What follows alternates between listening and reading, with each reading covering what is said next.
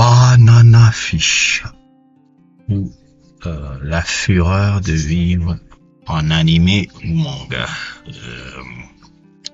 Dans la continuité de mes séries de vidéos Patreon j'ai décidé de faire beaucoup plus des animés, ces animés ou parfois même des adaptations de manga en général.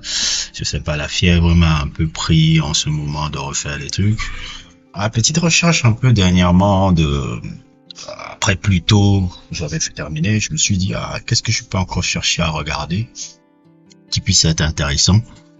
Et je me suis souvenu d'un manga que un de mes amis, qui je pense même il est même plus calé en manga que moi, qui s'appelle Charles, connaît, nous a demandé de me parler il y a de cela 8 ans. C'était ce manga-là qui s'appelait Banana Fish. Il était tellement excité à l'époque de voir qu'il y aurait une adaptation. Je pense qu'on est dans les années 2017-2018, qu'il y aurait une adaptation animée de ce manga-là. Il m'a dit, il était tellement excité de voir qu'il y aurait une adaptation animée. Ce manga refait par Akimi Yoshida. C'est une femme d'ailleurs. Et dans mes recherches et tout, je me suis encore retombé sur ça. J'ai dit, ouais, mais c'était le manga que Charles me parlait. J'ai dit, je vais finalement voir l'animé en fait. Et je me suis posé. J'ai pris le temps un peu de le regarder toute cette semaine. Bon, pas parcimonie en faisant mes vidéos. Quand je faisais ces vidéos, je refinissais au moins 2 à 3 épisodes puisque c'est 24 épisodes un peu. Et je me suis dit, ok, je vais le regarder. Et quelle fut ma surprise, je lisais un peu aussi le manga, mais de long en large.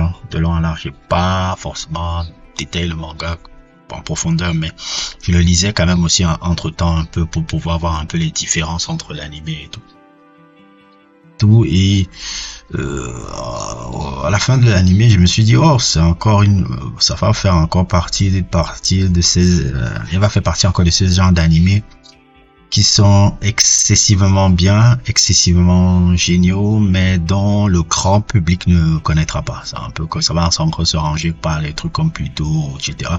qui sont très populaires en manga. C'est-à-dire Banana Fish, il est très populaire en manga. Il a eu énormément de succès à son époque quand il est sorti. Je crois qu'il est sorti en 1985, la première année. Ça a continué de 1985 jusqu'à 1914. Ça a eu un énorme succès. Et mais quand ils ont des adaptations animées, même s'ils sont excessivement bien faits, ils n'arrivent pas à retranscrire la popularité qu'ils ont eu dans le manga. Donc, ce qui fait que ça va encore entrer dans les animés underrated que j'ai l'habitude de regarder et qui méritent d'être beaucoup plus connus. D'où ma volonté d'avoir créé cette page pour pouvoir populariser un peu ce genre de trucs, parce que moi, j'aime populariser des perles rares. Et Banana Fish, entre là-dedans, Banana Fish, ça parle de quoi? C'est un peu cette histoire particulière entre Ash.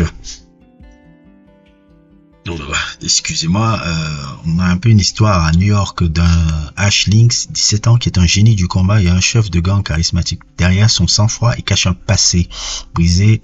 Enfant, il a été exploité et façonné par le puissant mafieux Dino Golzin qui veut toujours le contrôler.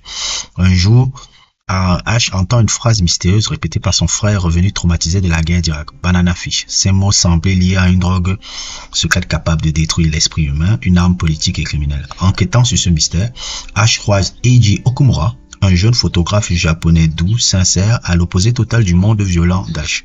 Entre eux naît un lien profond, rare, presque lumineux dans un univers de corruption, mafia, trafic humain et manipulation gouvernementale. Mais plus Ash s'approche de la vérité sur Banana Fish, plus il devient une cible. La lutte n'est plus seulement criminelle, elle devient personnelle, émotionnelle et existentielle. Plus ou moins un peu le synopsis de ça et truc. Et en regardant un peu la créatrice du manga qu'il a fait, Akimi Yoshida, tout, et plus ou moins les interviews qu'elle a posées, quand tu vois le personnage, quand tu regardes l'histoire, quand tu regardes plus ou moins un peu la manière dont elle est sous-josée, la première, comme je l'ai dit au début de la vidéo, la première chose qui te vient à l'esprit, c'est Rebel Without a Cause, la fureur de vivre de Nicolas Ray. Parce que c'est clairement l'influence. On voit la jaquette rouge avec le truc de James Dean, la jaquette rouge à la James Dean avec le jean, le même un peu rapport, un peu la dualité un peu entre Ash et Eiji qui peut rappeler un peu le personnage, comment il s'appelle le personnage encore de James Dean, c'est Jim et Plateau, la relation entre Jim et Plateau, un peu comme vous pouvez le voir un peu apparaître sur vos écrans là. C'est clairement un peu l'influence sur tout ce qu'on peut voir un peu dans une jeunesse un peu rebelle, un peu plus ou moins. Et pour le look un peu du personnage aussi, Akimi Yoshida, elle avait une fascination, une obsession même un peu morbide un peu pour River Phoenix.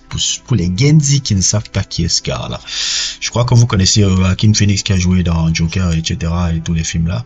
Et ben Joaquin Phoenix, avant il avait un grand frère, celui que je considère vraiment pour moi une grosse perte pour le cinéma, même quand il est mort très jeune, il est mort à 23 ans, si je me souviens bien, et tout. Joaquin Phoenix, il avait un frère qui s'appelait River Phoenix, et River Phoenix était, pour moi, je dis souvent, si River Phoenix était vivant, Leonardo DiCaprio ne serait pas à la dimension qu'il sait. Et d'ailleurs, même, c'est l'idole aussi de Leonardo DiCaprio. Pour moi, il était pour moi un peu le James Dean des années 80-90. Déjà, même quand tu le voyais dans un film comme Stand By Me, dont Banana Fish aussi s'inspire énormément. Le personnage que jouait River Phoenix, l'actrice Chris Chambers, si je me souviens, le personnage que la relation même de Chris Chambers avec le narrateur un peu. Et tu peux rappeler aussi la relation entre H et Eiji, ça fait partie